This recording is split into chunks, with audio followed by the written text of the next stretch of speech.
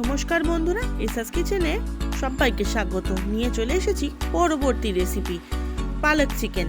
বাংলায় বললে পালং শাক দিয়ে চিকেন, যেটা হবে শীতকালের জন্য একটা ইউনিক রেসিপি আর খুবই সুস্বাদু, খুবই টেস্টি আর খুবই হেলদি। খুব কম উপকরণে এই রেসিপিটা কী করে এত দুর্দান্ত স্বাদের বানাবেন, সেই রেসিপিটাই আজকে আপনাদের সামনে শেয়ার করব। আমি এখানে নিয়ে নিয়েছি চিকেন উইথ বনি নিয়েছি, সেটাকে ধুয়ে জল ঝরিয়ে এর গায়ে একটু কাট করে নিয়েছি, যাতে নুন মশলাগুলো খুব ভালো মতো এর গায়ে ঢুকে যায়। এরপরে এর মধ্যে দিয়ে দিচ্ছি নুন, গোলমরিচের গুঁড়ো, তারপরে দেবো পাতিলেবুর রস আর আদা রসুন বাটা। এই সমস্ত কিছু দিয়ে চিকেনটাকে আমি আধা ঘন্টা মতো ম্যারিনেট করে রেখে দিয়েছিলাম। এটা কিন্তু আপনাদের ফার্স্ট স্টেপে কিন্তু করতেই হবে, তাহলে কি হবে, চিকেনটা কিন্তু অনেকটা সফট হয়ে যাবে।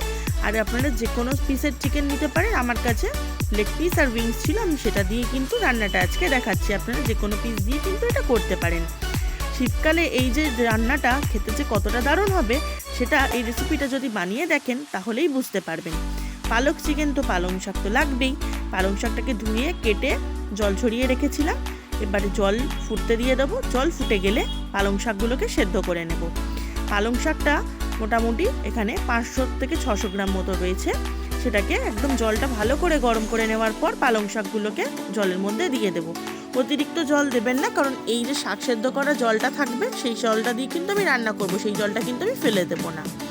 আর শাকটা যখন সেদ্ধ হয়ে যাবে, সেদ্ধ করে নিয়ে অবশ্যই কিন্তু একটা ট্রিক্স আপনাকে করতে হবে। যদি রান্নার কালারটা চান খুব দুর্দান্ত, একদম সুইট গ্রিন কালারে, তাহলে কিন্তু কনকনে ঠান্ডা বরফ জলের মধ্যে সেদ্ধ করে রাখা শাকটাকে তুলে কিছুক্ষণ ভিজিয়ে রাখতে হবে। আর শাক সেদ্ধ করা জলটা কিন্তু রেখে দিতে ভুলবেন না। এবারে ঠান্ডা জলের মধ্যে শাকটা সেদ্ধ করতে দিয়ে কড়াইয়ের মধ্যে সাদা তেল অল্প পরিমাণ দিয়ে চিকেনগুলোকে একটু ভাজা ভাজা করে নেব। খুব হার্ড ফ্রাই করব না, একদম ডার্কিশ ব্রাউন করব না, এটা কিন্তু একদম সফট একটা ব্রাউন কালার হয়ে গেলেই কিন্তু আমি চিকেনগুলোকে তুলে নিতে থাকবো। প্রত্যেকটা চিকেন এপিট ওপিট করে ভালো করে ভেজে নিয়ে আপনারা কিন্তু তুলে নেবেন। আর রেসিপিটা কেমন লাগছে সেটা কিন্তু আমাকে একদমই জানাতে ভুলবেন না। আর লাইক কমেন্ট শেয়ার করতে, আর অবশ্যই যারা নতুন সাবস্ক্রাইব করতে ভুলবেন না। আর পাশে থাকা বেল আইকনটি কিন্তু অবশ্যই প্রেস করে দেবেন, যাতে সব নতুন রান্নার রেসিপি আপনার কাছে আগে পৌঁছে যায়।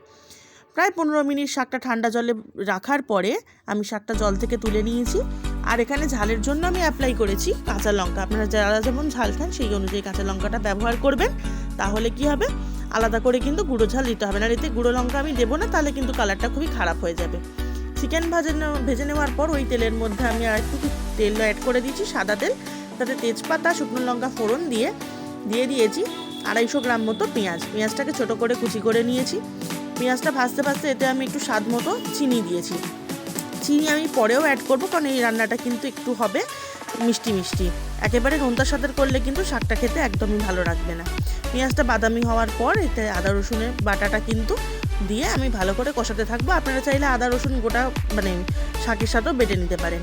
এবার শাক সেদ্ধ করা জলটা ওই পেঁয়াজ ভাজার মধ্যে দিয়ে, আর এই শাকের যে পেস্টটা বানিয়েছি শাক আর লঙ্কার, সেটা কিন্তু আমি দিয়ে একটুখানি ভালো করে মশলাটা ভালো করে কষিয়ে নিতে থাকবো, যাতে শাকের যে কাঁচা গন্ধটা থাকে সেটা যাতে একদমই চলে যায়। আর শাক এই মশলাটা আমি কিন্তু গোটা জিরে কিন্তু ফোড়ন দিইনি। আপনারা যদি কেউ পছন্দ করে থাকেন তারা কিন্তু এটা অ্যাপ্লাই করতে পারেন। আচ্ছা দেখুন, এখানে শাক বাটার কালারটা কতটা গ্রিন, কতটা ব্রাইট কালার হয়েছে। এটা যদি আমি ঠান্ডা জলের মধ্যে ডুবিয়ে না রাখতাম, তাহলে কিন্তু শাকটা যত ফুটতে থাকবে তত কিন্তু একদম শ্যাওলা কালারের মতো হয়ে যাবে। এবার পরিমাণ মতো নুন দিয়ে দিলাম, দিয়ে একটু ভালো করে নাড়াচাড়া করব। আপনারা রান্নাটা শেষ অবধি যখন দেখবেন যে কালারটা কতটা ব্রাইট রয়েছে।